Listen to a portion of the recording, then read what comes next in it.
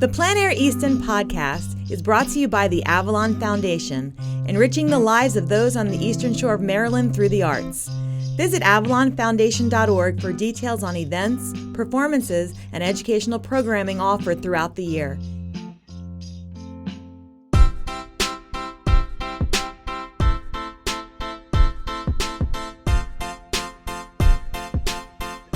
So Tim, you should know that I played golf this morning. So unlike our last interview, I was up at the crack of dawn out playing 18 holes on this beautiful day.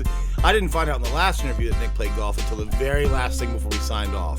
And I was really happy about it because I wouldn't talk to him about golf the whole interview. I think that's a good theme. And I also think that as we always ask people to like, share, and review our podcast, we could also say that if you're interested in a companion podcast that is hosted by Mick and Tim that is centered around golf, you could put that in your review and comment. There are a ton of them. There are a ton of them. And of painting correlated golf podcasts? Golf podcasts. I think you guys could corner that market.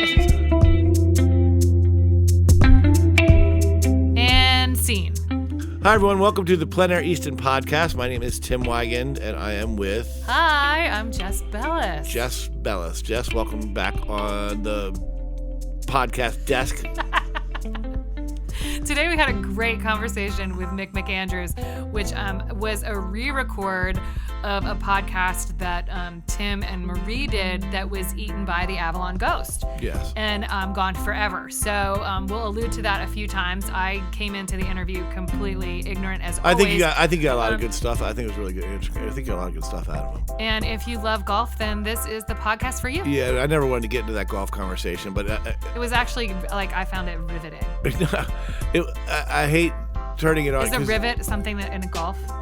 Divot. Divot. Yes. The divot. It's divoting. This podcast is divoting. Here's Mick McAndrews.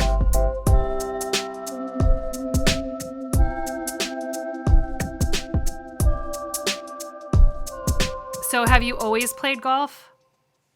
It's probably the single longest running thread in my life. I started caddying when I was 13, which introduced me to the game, and I've played ever since. You're not allowed to ask how old I am, but I've been playing golf a very long time. We can tell you he's older than 13. He's older than robotic caddies. There's a robotic caddy? Oh, yeah. Mick, were you an athletic kid, or did your dad play golf? Your mom played golf? Like, how did this golf thing come about? Well, the local country club, I knew nothing about golf. None of the family golfed, and I'm still just about the only golfer in the family. But I heard that they would pay $5 if you carried a golfer's bag for 18 holes. And for a 13-year-old kid back in that was a lot of money. So my dad would drop me off early in the morning and I'd wait with the other caddies to be picked. And I caddied a couple of Sundays. Then this one guy, a really nice man, who was a doctor, I caddied for him one day, and we kind of fell in golf love. And he taught me about the game, and he used to give me golf balls and give me his old golf gloves, and kind of got me going down the path. And if you, at least in those days, if you caddied for a nice country club, you were allowed to play on the club course on Mondays. It was called Caddy's Day, because on Mondays they'd be moving the holes and cutting the greens and raking the sand traps and cutting the fairways. But again, for a 13-year-old to play on a really challenging, private club course was a gift. So I fell in love with it early on and have been ever since. I love it. Did you play for your high school team or a college team, or has it always just been more of an extracurricular thing for you? Do you have a green jacket? Is that a thing? A green jacket? Do you have a green jacket? Do you own a green jacket? Well, I do. That's about all the golf knowledge I have. Go ahead and admit it, Mick. Go ahead and admit it. You have a green jacket. Go ahead. Oh my gosh, you guys can't see him, but he's actually wearing a green jacket right now. No, I played in high school, but I came from a very small town, so we didn't really have a particularly competitive golf team. But I played in high school. I played in college. I went to a county college out of high school. So again, was not a big Big Ten golf team or anything even close to that. But I got to travel around and play a whole bunch of different courses, some of them really, really nice courses. And I just, expanded my golf horizons, and, the rest is history. I play whenever I can, at least once a week, and enjoy the heck out of it. And I've introduced a bunch of folks to the game too, which has been fun. Jess, he's introducing you to the game. I've been waiting for an introduction to golf my whole life. No, I'm the least athletic person that you know. I lack complete hand-eye coordination. So I shy away from sports and anything that I'm not instantaneously good at. So if it requires any practice at all, then that's also why I don't paint, is because of all of the discipline and practice that it takes to become good. So maybe there's your first golf metaphor. No? Like you have to practice. Oh, yeah.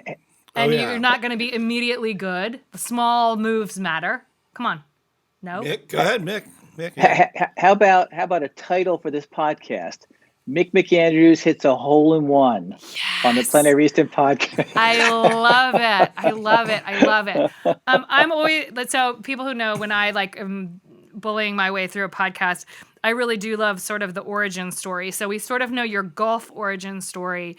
Can you tell me your art origin story? Like, in this was this 13-year-old drawing comics and, really crafty, or did that all come later? Like, how did you find your way into art? I'm going to go back even younger. When I was about 5 or 6 years old, my uncle was an artist and a carpenter, and he used to, show us how to draw things, small things, stuff that are important to a 5 or 6 year old kid, battleships and airplanes and just simple kind of cartoony characters. But it was revolutionary that I could draw those things for friends whenever I needed to, and like Fred Flintstone and a couple of other cartoon characters. But sadly, he passed away at an early age, so my artistic development didn't continue with him. But when I started babysitting in the neighborhood, at about, again, 13 or 14, one of our neighbors, the woman was a watercolor painter.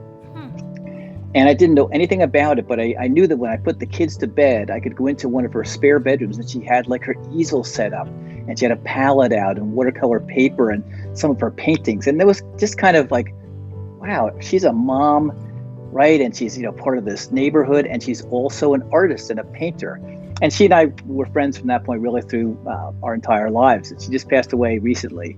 Elsa Herman was her name. Actually, a very well-known New Jersey watercolor painter. But I wouldn't say that introduced me to painting per se. It was just one of those things that kind of, I guess, planted a seed. Made an impression, sure. It sure did. And I really did not have any kind of formal art training or any kind of serious art other than what you take in school ever. I guess all, folks, when they're bored, like to doodle. And I worked in the corporate world for 40 plus years. So there was lots of boring meetings and things. But it was when I was 40 years old, my brother-in-law, who is an accomplished artist, bought me a beginning watercolor set for my birthday.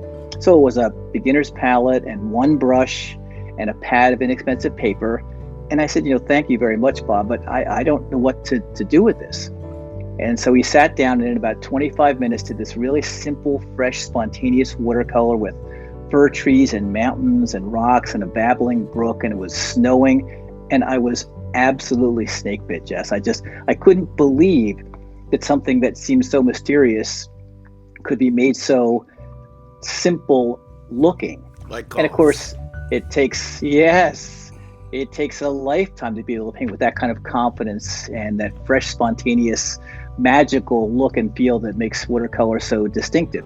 So that was really my introduction. I was absolutely snake bit. So I came to the world of art later probably than most. But at that age, we had young boys and, life was very busy. So what I would do is at the end of a workday, after we had dinner and we did the homework with the boys and put them to bed, I would go down in the basement, cold, dark basement with my art books and paper and palette, and I would try to understand how master watercolor painters did what they do. And I think most artists start by copying others' work. So I did a lot of that, but it became kind of a nightly ritual. I'd spend at least an hour or so every night trying to, sharpen my art skills and just develop that over time. So I want to like interrupt you and dial back a little bit in terms of, because I can feel your passion for how you sort of approach the problem solving. You were like inspired and you were like, I want to learn and know about this. I want to become good at this. I want to understand this. Was there something else that predated that? I mean, you're like, oh, I was in the corporate world, but like most people, kind of the way they do something is the way that they do everything. I can tell you from the last interview, that's not how Mick is. It's not? He just goes to try to solve anything that he can't understand. Am I right about that, Mick? I would say that that's pretty true. Yes. You dive in and you want to find out, like you're not obsessed about things, but like you do want, once you get bitten by, you even said you got bitten by that We snake. had a really good section about this in the last interview. Nobody heard it. It's in the ether. Like, I don't know. I'm trying to remember it, like you said at the beginning. I'm trying to remember. Mick, can you refresh? I mean, that's how he does. I was really impressed with that too. It's like he just goes in and he's like, I can't figure that out. Okay, let me go figure it out. Well, that's why I you got to think the get answer into is his difference between an artist and a painter, because that's really interesting too. Mick, we're just going to talk about you in front of you right now. That's what we're going to do. I guess part of it is like, this is a unique origin story because so many artists are like, oh, I always really wanted to be an artist. And my rotten parents, they told me there was no good money for me, or I wanted to be an artist. So then I became in advertising, but yours was sort of like, I was bumping along pretty happy. And then this like new fun thing dropped from the sky and I had to go do that. So like, is that a pattern for you, or like this really was some divine moment, or both, I guess? I would say I probably always had an interest in art, but not a passion. And it was really just that introduction to watercolor that just snake bit me and made me want to learn how to do it in the best, worst way. I devoted a lot of time to learning how to paint. I tried to do it every day. I still do. I try and draw and paint some every day. That's always my goal now in retirement. But it was for the last X number of years from that time that I first was introduced. But even on top of that, if only after I put the kids to bed after doing their homework, instead of like playing some sort of Panda Pop on my phone, I actually devoted that same hour to learning something. Think about how enriched I could possibly be. All of us, yeah. No, really, all of us. You did not sit in front of the TV. You worked on perfecting watercolor. That's awesome. Yeah, I did. And I think I also, another thread I think maybe that ran through my life was an interest in teaching. From early on when kids kind of, what do you want to play? Let's, I'll be the teacher and you be the students kind of a thing. So it always was something that way deep down inside I wanted to be able to do. But your corporate job, this like 30-year career you have, what was that in, just to give a touchstone? What did you do for a living? It was in IT. I was in IT for insurance companies and financial services companies. So I used to look at it. I still do actually. But when I first started getting more invested in art, the IT stuff was so left brain all day long. And then I could come home and transition and do this painting thing, which is, mostly right brain. So it was a real nice balance for me. And I have to tell you, just for the last probably 15 years or so of my work life, I kind of blended the two together. My wife got 2 weeks of vacation a year and I got 6 because I've been with the company for 20 some years. So guess what I did with those other 4 weeks where she couldn't join me on vacation? I'd go do plein air events. And it was so great to be. This is all coming back to me now. It was like a nightmare, Tim. It was so great. So how did you find yourself? Like I was obviously introduced to the plein air world in a very different way, but how the heck did you find out that there were like plein air competitions? I mean, like it just seems like it is such a small, big world, but it's like very specific. Well, the answer is, I think the first plein air event I did was either in 2010 or 11. So it's a while ago. I mean, plein air really hasn't been as big as it is for all that long, even though you're in the 18th year at Plein Air Easton. This is going to be our 19th year, actually. Wow. If you go back, I mean, there couldn't have been many plein air events back in the early 2000s, right? Well, I find amazing about it. I think that it was very much a West Coast phenomenon at that point in time. I don't think that there was a lot of like East Coast plein air leadership, but certainly I think that you can sort of point to Laguna or like La Papa, the Papas, like they've been around, out in California for a much longer time in modern times, if that makes sense.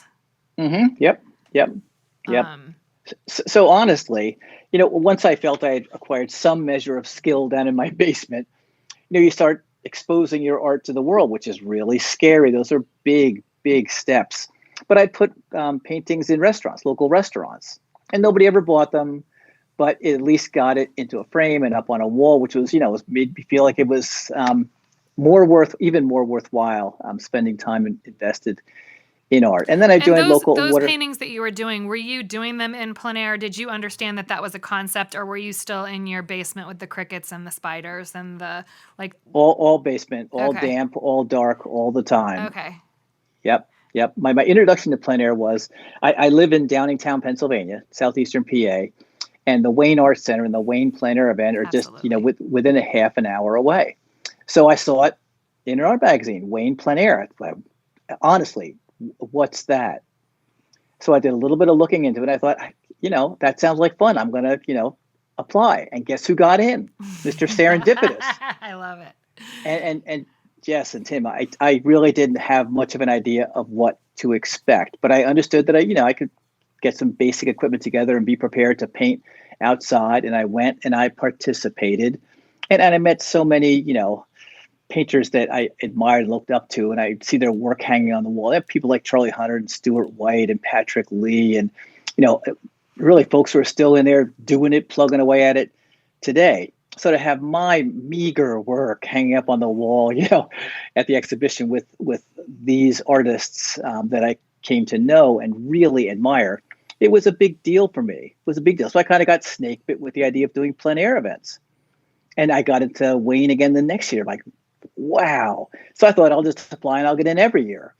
And then the Wayne Plein Air event went silent for me because that kind of thing happens, right? Yeah. Sometimes you get in and you never really understand why a judge chooses your work over someone else's. But there were other plein air events that began kind of popping up. There was Easels in Frederick for a number of years. That was a great one. Solomon's Plein Air. And I knew of, had heard about Easton, but honestly, the idea of applying to Easton and being in a league of that degree just didn't seem within my world. So I was happy doing it down where I was. And then I joined the Philadelphia Watercolor Society and the Pennsylvania Watercolor Society and the Baltimore Watercolor Society, and worked on getting signature memberships in them. So it was a lot to do while working full time. Wow. But I really did love it very, very much. So I'd go to these plein air events, and let's just use Wayne as an example, and I'd come back after a week, and my colleagues would say, wow, how was your vacation? You feel, recharged, you all relaxed and well rested. And I'd say, I am exhausted. Right, I'm sure. I'm going into my office, and don't bother me for the rest of the day. I got nothing left. The cat is flat kind of a thing. But I loved it. And it really, over the last, I'd say 5 to 10 years of my work life, I was able to transition from this corporate guy to, here comes Tim, to an artist.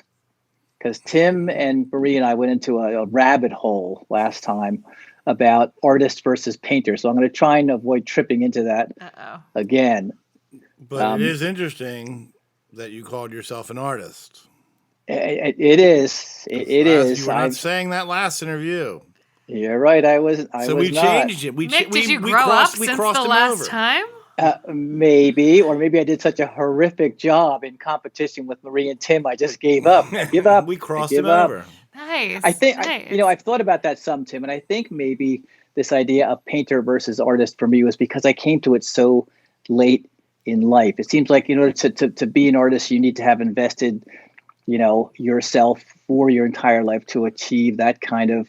I still view it as a heady title, but I'm there. I've arrived. You I pushed believe me you. across the finish line. Again, That feels really good. You actually. landed in the top 3 at Plein Air Easton. Like, if we gave out, if we give out green jackets, do you get a jacket if you're in the top 3, or only if you're a winner?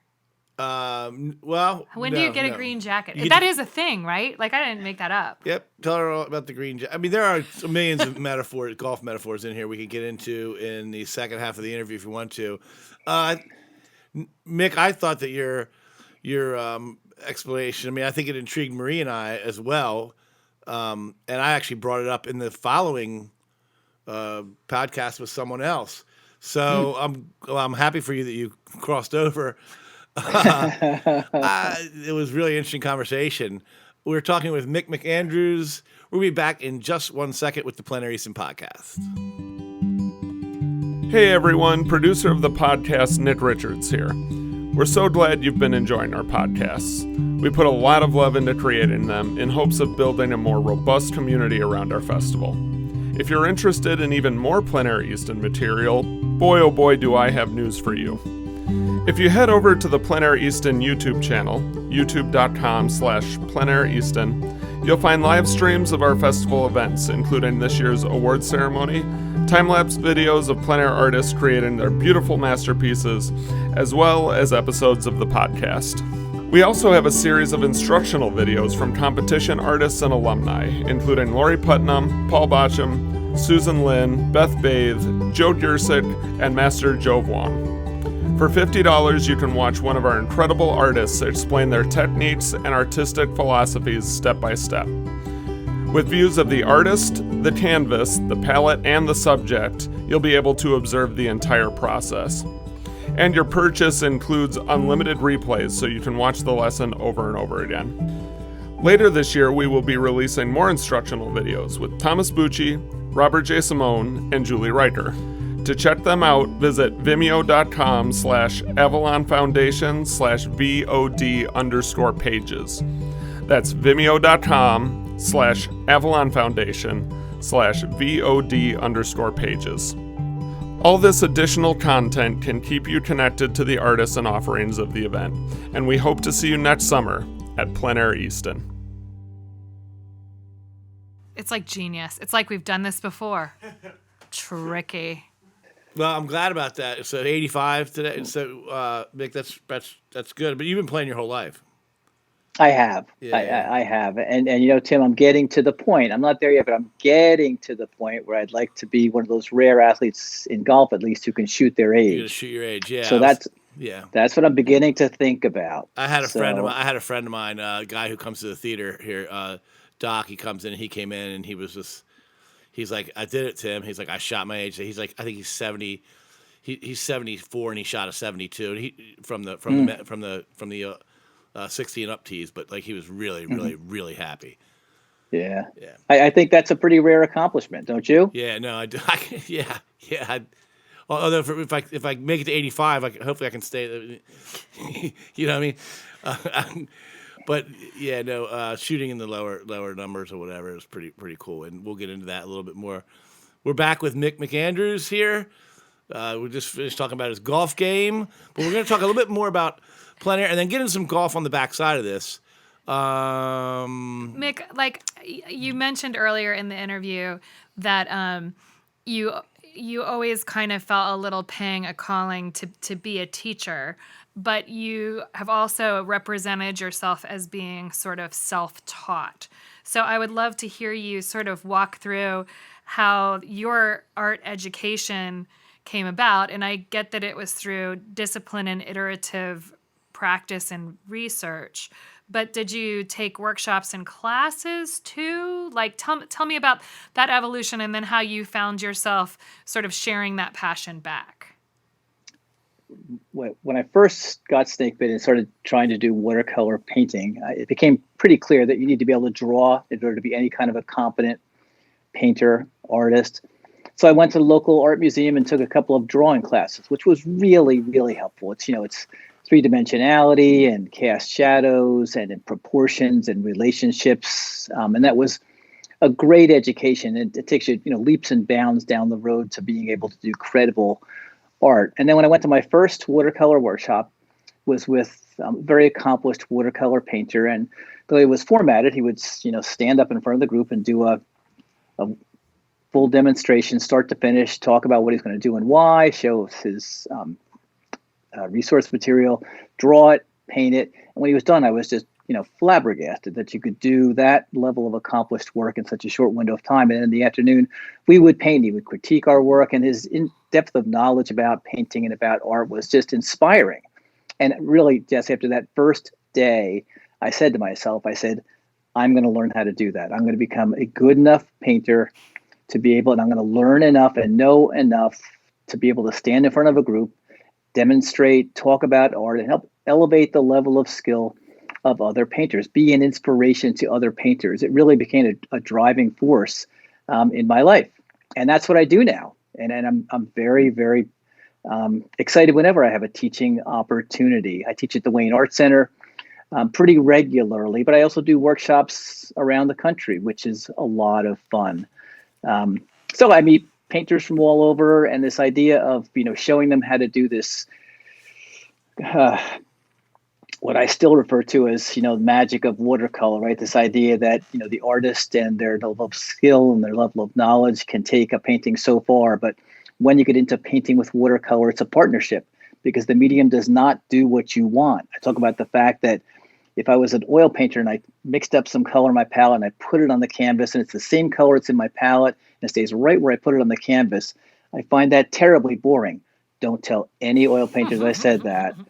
But with watercolor, once you start introducing pigment and water and paper and more water, it's got a mind of its own. You have to be willing to accept those happy accidents that occur, the magic of the medium, and the things that are just not going to happen the way you want. Every watercolor painting is a combination of what I like to call triumphs and failures. And good paintings are paintings that have more triumphs than failures. But I tell people whenever I start a demonstration, I say, what's the worst that could happen? I'll do a crappy painting. I've done hundreds and hundreds of them, right? But more often than not, it turns out to be something more on the magical side. So it's a joy. But I've also studied. I read, I learned, I listened to others, and tried to understand the concepts underpinning all credible two-dimensional art. The compositional elements that are so critical, and design principles, and those things that every good painter knows and just intuitively incorporates into their work. And the lesser knowledgeable, lesser skilled painters, that's the stuff they really need to understand and learn. It's not about the brushes you use. It's not about the pigments you choose. It's not about the subject matter that you choose. It's about understanding those design principles and what gets incorporated into, a credible work of art. If I take a brush and I'm in one of your classes, do you tell me, all right, look, when you got to put that water on there, that it's going to drip. So I'm drawing the bottom of a mountain base, just the actual, where the mountain base looks to. I'm drawing it from 35 miles away. And But do I have to know when I put the water on where it's going to drip to? Is that how it works? You sound like one of my golfing buddies. Who's a hell of a golfer, but when he talks about art, I say, Jim, maybe we should just talk about something else. This is what I say all the time. I'm not sure why I'm on this podcast. And you're an aspiring painter. So come on now. No. Yeah, no, he really is. Watercolor really does amaze me. I mean, it really does. I mean,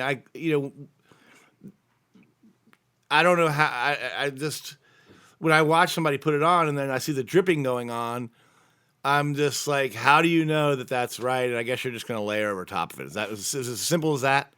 Yeah, a very well-known painter once said it takes many years and acres of paper to make a painter. And that's true. You have to be willing to fail over and over and over again. I mean, I do envy oil painters who, if their painting isn't going properly, they take a palette knife and scrape it off and start over again. Or if they want to change something and take some white pigment and just, change it, right? They could paint over and over and over until they get it right. A watercolor painter does not have that option. You really, while it's wet, even though that's the most scary, maybe intimidating point at which you're painting in watercolor, it is the time during which you can make changes. You can change colors, move things around, add more pigment, wipe things off, scrape things out. You have a lot of control at that point. Once the painting is dry, then you have less opportunity for adjustment and kind of making it better. Matter of fact, if you go in after it's dry, that's when a painting is very likely to get muddy, if you've heard that term about watercolor. Nothing kills a watercolor painting more easily than going in and painting it again, and then again, and then again. It turns to mud. And with a watercolor painting, the goal for me at least is always something simple, fresh, spontaneous, where you're really maximizing that magic that the medium is. So mostly you recommend that beginning watercolorists invest in like a fire pit for their backyard versus hitting it again and again after it's dry. I mean, what do you do with the stuff that just doesn't hit? You can't scrape that canvas. You gotta like just put it in the trash. Is that the notion? Recycling bin. You recycle it? Well, one of the things you can do is you can just turn it over, right? Watercolor paper has two sides. So I dig it. There's a lot of watercolor paintings that might have something on the backside. The idea that you're getting two for the price of one. That's good. So that's an option maybe that watercolor painters have that other painters do not. But yeah, the failure rate it's high.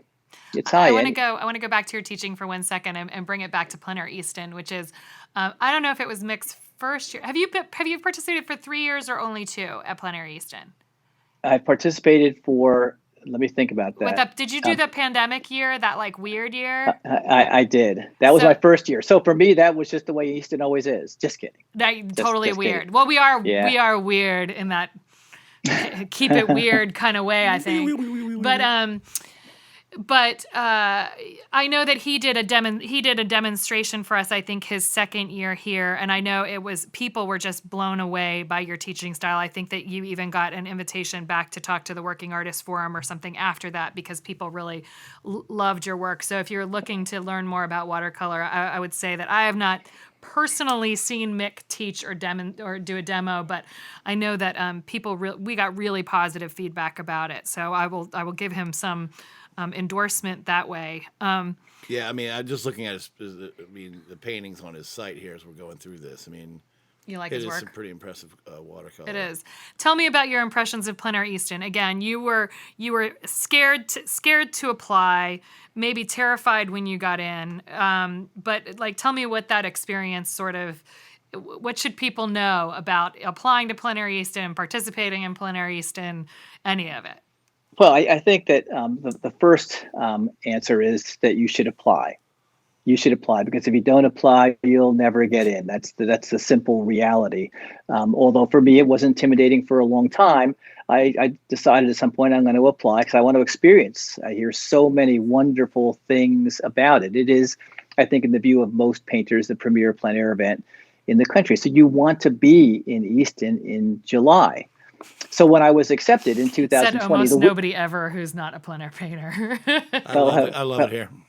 Like I gotta think now because you apply. It would have been applying in 2019, so the world was wonderful. Right. So when I got my acceptance email, I was thrilled that I'd be doing Easton, in the summer of 2020, and then boom, everything changed. And I think early on, there was a communication saying, don't worry, if we don't have an event this year, the same group of artists will be invited back the following year, which was really a great comfort to me. But then when you decided to have the off year, I said, I'm going to go. I know how to take care of myself. I know how to wear a mask. I know how to socially distance. And it was made very clear in your communications that the team was also very concerned about everyone's safety. So I came down, I had a chance to meet some of the folks, to see my artist friends. Tom Bucci and I stayed together at the same host house, and Tom and I have been friends for a while, so it was wonderful to kind of hang out and paint with him, and it was fun for me. It was a fun event, and just to be able to do plein air in 2020 was a treat, right? An unexpected treat. And then in 2021, I was back, had a wonderful experience, and we were right on the cusp then 2021 was No, like it was like it was like the false dawn in a horror movie or something. Like we threaded the needle in 2021 like perfectly. It was before that whole Delta surge, so everyone was sort of newly vaccinated, and Plein Air Easton sort of felt like a coming out party. It was that was a very interesting festival for sure. Yeah. Well, I still remember the meal on the Meet the Artists paint out. The meals that everyone took home were like, oh, wah wah. We get a take home meal. Then everyone got back to our host houses, and the next day everyone was going, that was unbelievable. But that was unbelievable. We're sitting there, cold and tired or whatever, hot, not cold. I was gonna say hot and tired. You don't remember, right? With this fantastic food. So there were plenty of highlights that year. Good. And then in 2022, you took on one of the major prizes. So tell us about the painting that ended up winning. Well, here's an interesting anecdote. I applied, I was not accepted, and that's life. And then Marie called me to come in as an alternate. That's right. So there was so many serendipitous moments about 2022 for me. My wife and I still laugh about it. She'll say, meant to be here. She'll say, I forgot. You won third place in Easton, didn't you? I said, yes. And you can remind me of that whenever you want. I love it. Well, I guess that is a reminder that there are alternates that are out there, and we don't disclose who they are. We want a little bit of freedom to be able to, if a watercolorist drops, we want to be able to choose from our list of alternates to be able to get people back in, especially at the last minute. And so all is not lost. You can get that phone call and you have to decide whether to jump. And we're really glad that you did. What a great year. Yeah, fantastic. You're unforgettable for me. Anything is possible. I posted on social media that later that evening, miracles do happen. When you painted that painting of a sailboat, did you know you had a keeper? Did you feel this is a strong piece? This is a winner. I'm a contender. Or, do you not feel that way? No, I thought it was a good painting. It was the first painting I did. It was the first painting I did on whatever morning that was, Monday morning, maybe Sunday morning. I don't remember, Jess. And I was down by the marina in Oxford, and these people came up on their bikes, and they said, can I see your painting? I said, sure. They're like, oh, that's nice. And they scooted off, and I thought, oh, well, I'm just getting started. But it was my host family. Before we dropped our work off, they said, would you mind if we took a look at your work? And I had just finished framing it all. It was laid out across the wall in their garage. And they looked through and said, it's all nice, but you're putting that one in as a competition piece, right? And I was like, I haven't really decided yet. They're like, oh, you're putting that one in. So I have to offer them much credit because I'm not sure I would have made that choice without them driving me. I love it. I love it. I've told them because I said, as a matter of fact, the third place prize comes with a return ticket to next year's event. And they said, well, then you can stay with us again, which was very, very nice and gracious of them. That's great. And it is a different strategy. Is that the way that you always play it in terms of, there are some people who have a real plan for what they're going to paint. I would call out David Shant as somebody who is a watercolorist who is he knows what dimensions he's going to paint in. He is doing research about compositions that he knows about. It's very and he has a vision for what his two competition pieces are. You're much more I want to paint what calls to me in the moment, and then I'm going to look at my body of work and make a choice. Yeah, much more along the lines of Hakuna Matata. Yes. I love it. Yeah. Because it's hard. It's hard for me, at least. If I look at 8 or 10 pieces, what are the best two? It's so judgmental. Well, and it's influenced by your experience. I mean, yours were influenced by the bikers who were meh, whatever. That probably colored your perception of the painting in a way that those of us who saw it with fresh eyes really loved it. Yes, and it's a pretty simple painting, right? It's monochromatic. It's not a lot of color being influenced. It's not a large painting. It's 15 by 11. So I think I painted it in about an hour. So it wasn't labored over. It was, I'm happy to be here. It's beautiful this morning in Oxford. I'm just going to paint and relax and enjoy the experience. Is there a message in there? Maybe, but I have to make sure that it sinks in for future plein air events. But yeah, it was. If I tell you that when Julia mentioned my name or announced my name at that award ceremony, I was so flabbergasted. Dick Sneary, my friend and fine watercolor painter, he said, the look on your face was worth the price of admission. I'm glad I drove up to be here just for that look. So that's something I'll always remember. I love that. That's fantastic. That's great. Great story. That's fantastic. You want to bring it around to golf? Oh, how much time we got? We're talking about the good stuff now. Yeah. The good stuff. He's like, can we talk about golf again? Can we please talk about? I guess before you go there, I'll go one more. How about if you were to give one piece of advice to people who are jumping into the plein air painting circuit, or get into Plein Air Easton and like feel like they're in the big leagues all of a sudden, what is some advice you might give to somebody who is, because we'll drop our prospectus soon, like you're making the decision to apply, you actually get in, what's your advice?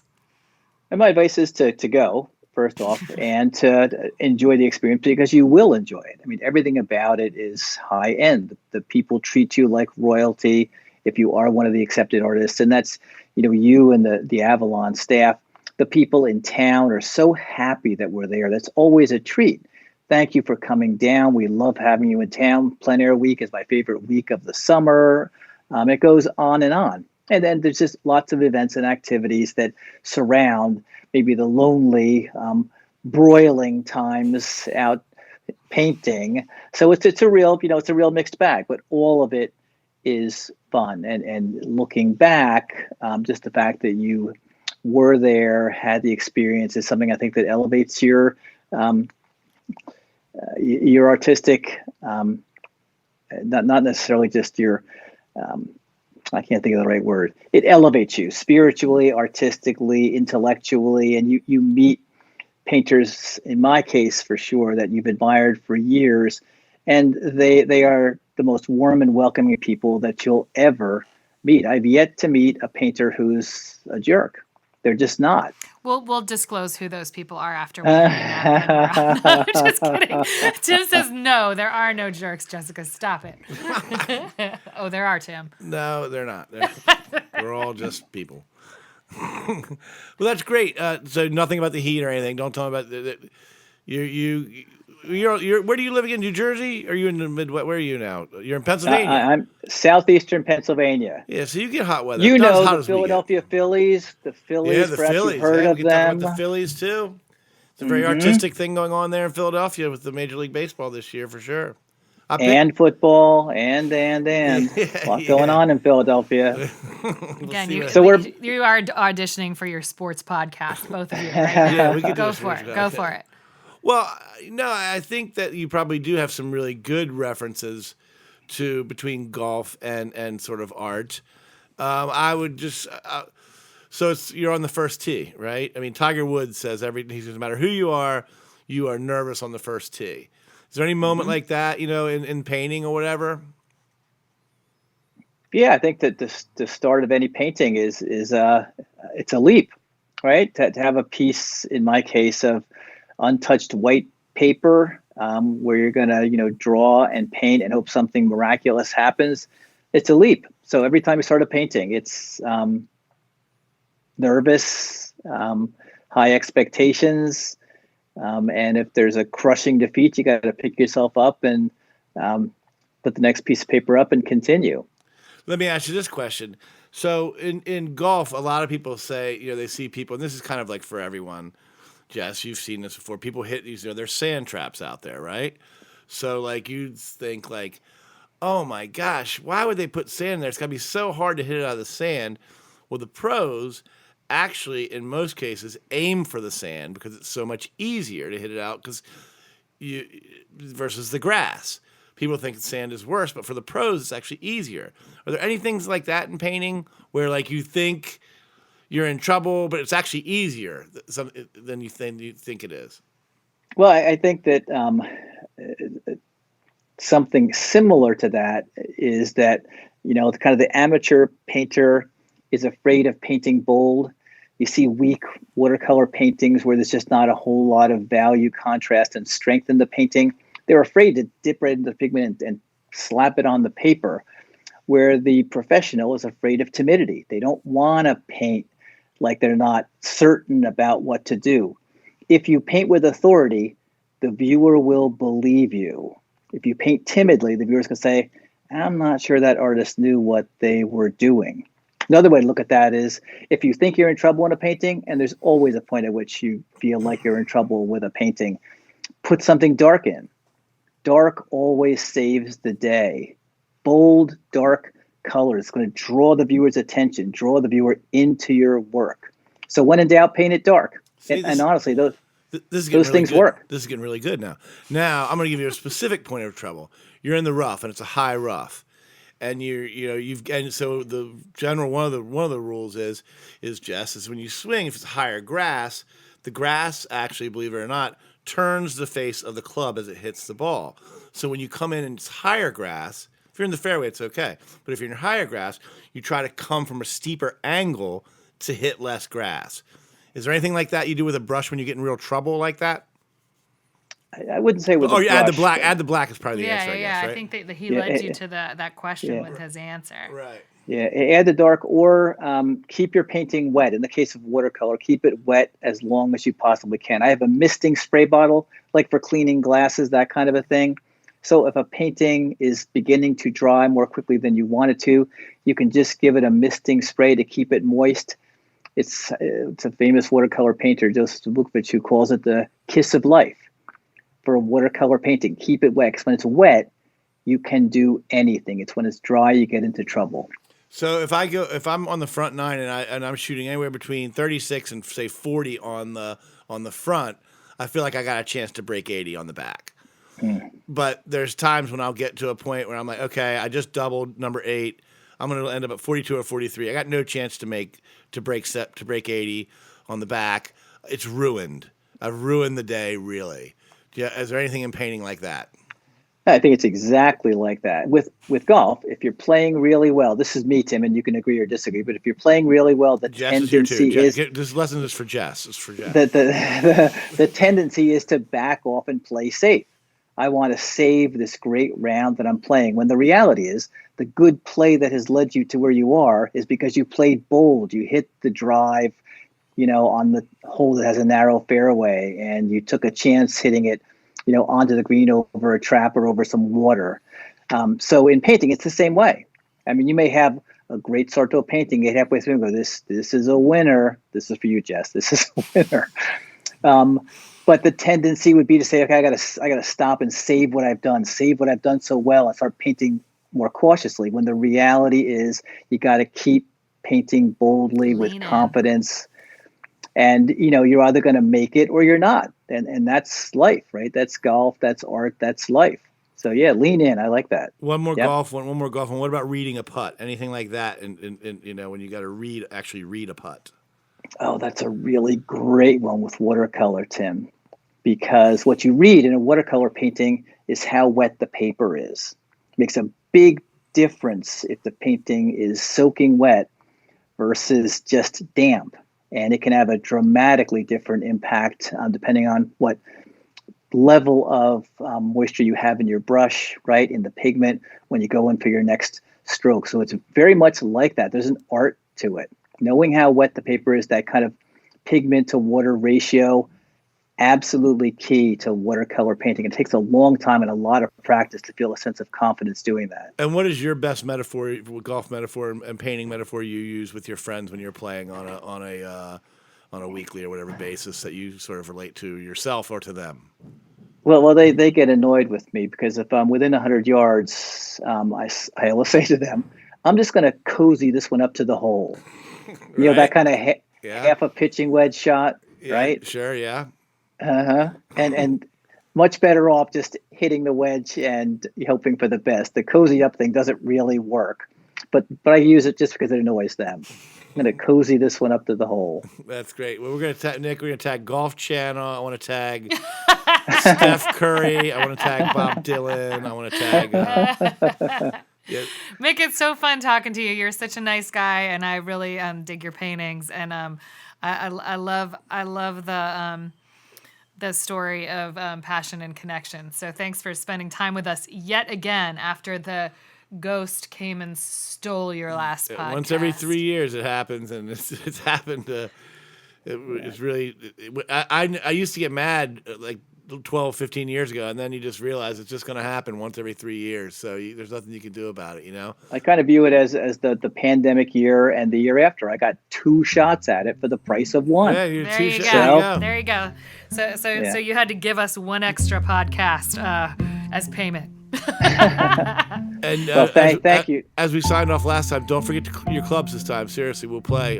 Mick, I'll be really excited to play with you. And in all your spare time at Plein Air Easton. He said he was bringing them last interview. He said, "Yeah, I'm going to bring them." All right, good. All right, that will be fun. Thank you, Jess. Thank you, Tim. This was a pleasure. Thanks, Mick. All right, see ya. The Plein Air Easton Podcast is brought to you by the Avalon Foundation and was produced by Nick Richards. Our theme music was generously provided by Blue Dot Sessions, with additional episode music by Scott Gratton. Remember to rate, comment, and subscribe. You can learn more about Plein Air Easton at pleinaireaston.com.